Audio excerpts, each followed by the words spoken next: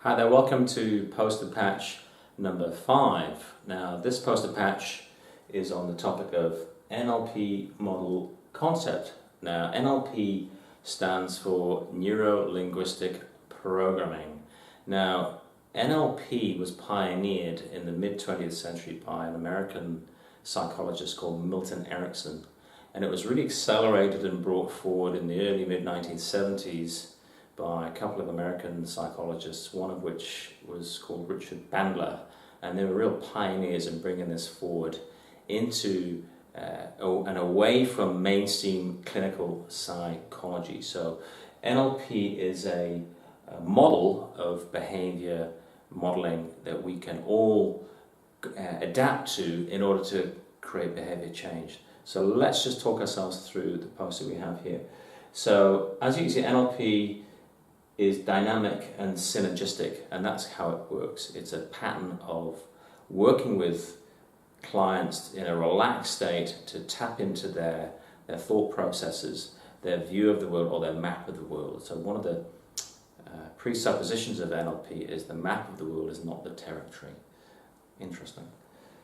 So we'll go through the diagram here in sense of programming your behavior, the way you organize your ideas and actions which produce expected and unexpected results. So the theory with NLP is actually we can change the coding in our brains in a relaxed state to influence what we do in the real world to create a better result. Now for some, that sounds like hocus pocus, but for others who practice and have used NLP, it can create incredible and dynamic results. And probably the most famous NLP practitioner, or the most popular figure today, is Tony Robbins, the American coach.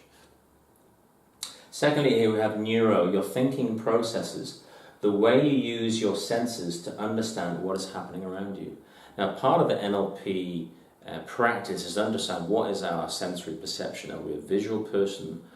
Are we an auditory, digital person in sense of how do we read and accept data into our neural system in the real world, or are we kinesthetic? Are we a feeling person?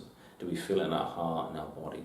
So we all have different sensory mechanisms. So the idea is to be in tune with our sensory acuity. If you're a visual person, that's your channel of learning and channel of energy. And finally here we have linguistics, obviously the L in the NLP phraseology there. This is your words. Now words can be extremely powerful.